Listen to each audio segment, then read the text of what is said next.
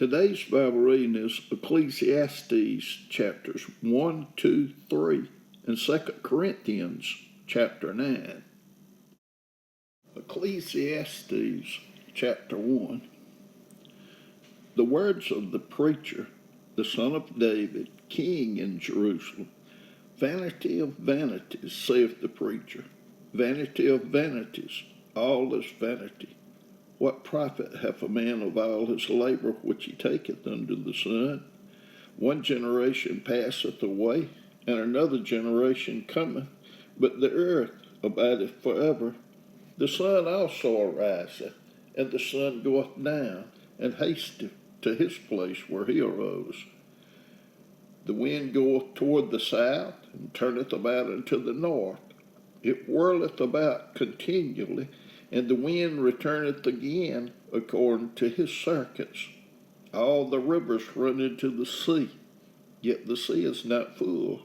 Unto the place from whence the rivers come, thither they return again. All things are full of labor. Man cannot utter it. The eye is not satisfied with seeing, nor the ear filled with hearing. The thing that hath been, it is that which shall be, and that which is done is that which shall be done. And there is no new thing under the sun. Is there anything whereof it may be said, see, this is new? It hath been already of old time which was before us. There is no remembrance of former things, neither shall there be any remembrance of things that are to come with those that shall come after.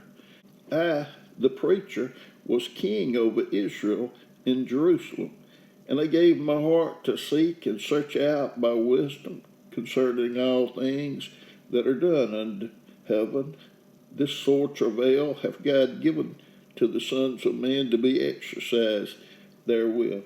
I have seen all the works that are done under the sun, and behold, all is vanity and vexation of spirit. That which is crooked cannot be made straight, and that which is wanting cannot be numbered. I communed with mine own heart, saying, Lo, I am come to great estate, and have gotten more wisdom than all they that have been before me in Jerusalem. Yea, my heart had great experience of wisdom and knowledge. I gave my heart to know wisdom, and to know madness and folly. I perceive that this also is vexation of spirit. For in much wisdom is much grief, and he that increaseth knowledge increaseth sorrow. Ecclesiastes chapter 2. I said in mine heart, Go to now, I will prove thee with mirth. Therefore enjoy pleasure, and behold, this also is vanity. I said of laughter, it is mad, and of mirth, what doeth it? I sought in mine heart to give myself unto wine, yet acquainting mine heart with wisdom, and to lay hold on folly, till I might see what was that good for the sons of men, which they should do under the heaven all the days of their life. I made me great works, I builded me houses, I planted me vineyards, I made me gardens and orchards, and I planted trees in them of all kinds of fruit. I made me pools of water to water therewith the wood that bringeth forth trees. I got me servants and maidens, and had servants born in my house. I also had great possessions of great and small cattle above all that were in Jerusalem before me. I gathered me also silver and gold, and the peculiar treasure of kings and of the provinces. I gat me men singers and women singers, and the delights of the sons of men as musical instruments, and that of all sorts. So I was great and increased more than all that were before me in Jerusalem. Also my wisdom remained with me, and whatsoever mine eyes desired, I kept not from them. I withheld not my heart from any joy, for my heart rejoiced and all my labor, and this was my portion of all my labor. Then I looked on all the works that my hands had wrought, and on the labor that I had labored to do, and behold, all was vanity and vexation of spirit, and there was no profit under the sun. And I turned myself to behold wisdom and madness and folly. For what can the man do that cometh after the king? Even that which hath been already done. Then I saw that wisdom excelleth folly, as far as light excelleth darkness. The wise man's eyes are in his head, but the fool walketh in darkness. And I myself perceived also that one event happeneth to them all. Then said I in my heart, as it happeneth to the fool, so it happeneth even to me. And why was I then more wise? Then I said in my heart that this also is vanity. For there is no remembrance of the wise more than of the fool forever, seeing that which now is in the days to come shall all be forgotten. And how hath the wise man as the fool? Therefore I hated life, because the work that is wrought under the sun is grievous unto me. For all is vanity and vexation of spirit. Yea, I hated all my labor which I had taken under the sun, because I should leave it unto the man that shall be after me. And who knoweth whether he shall be a wise man or a fool? Yet shall he have rule over all my labor, wherein I have labored, and wherein I have showed myself wise under the sun. This is also vanity. Therefore I went about to cause my heart to despair of all the labor which I took under the sun. For there is a man whose labor is in wisdom, and in knowledge, and in equity.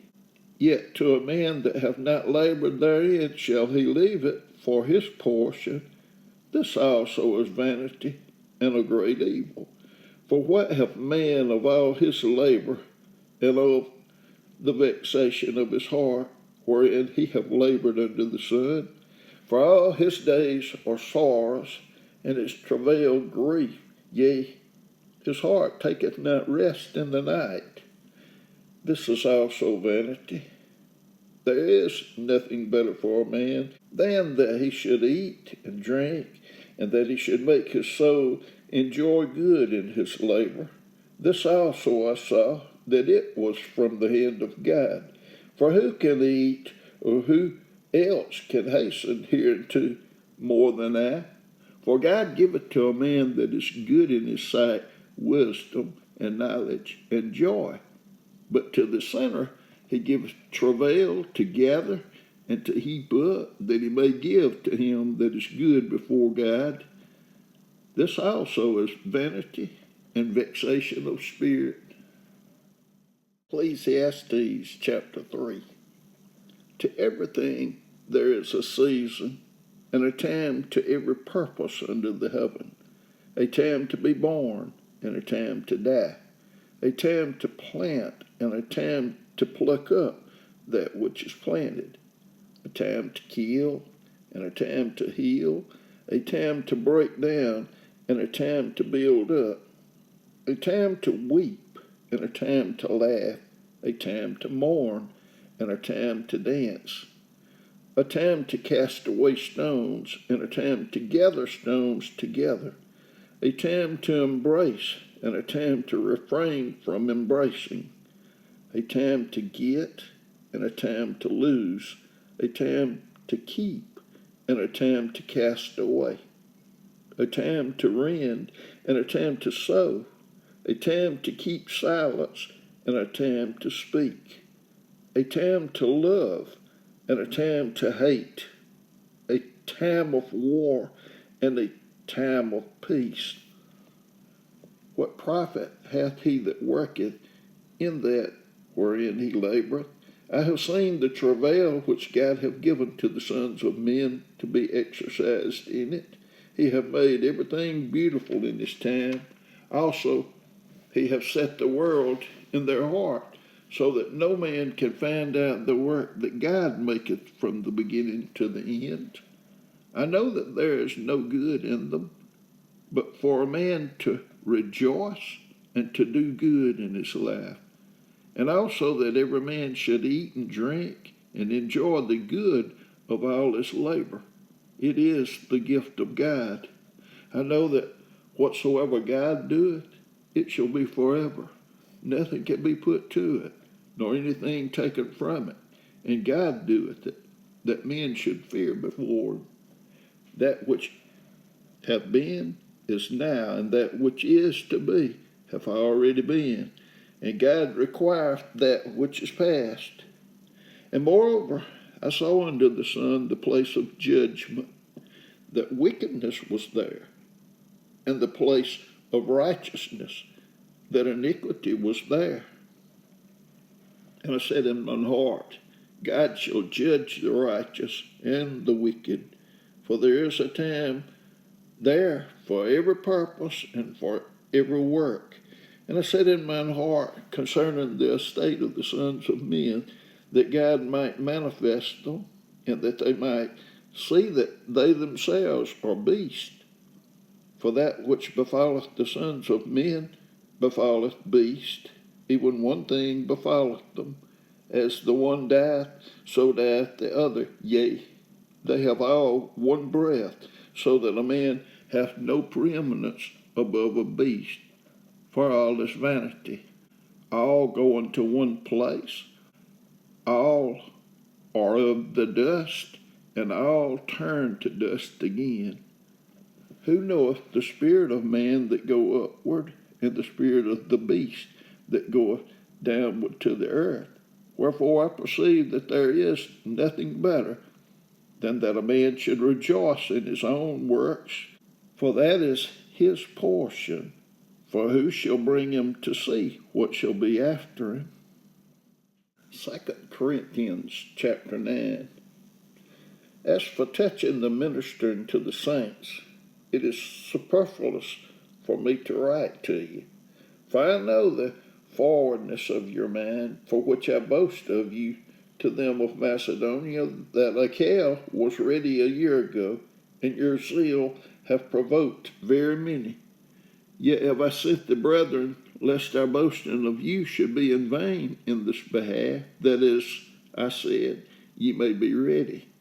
Lest haply if they of Macedonia come with me and find ye unprepared, we, that we say not ye, should be ashamed in this same confident boasting.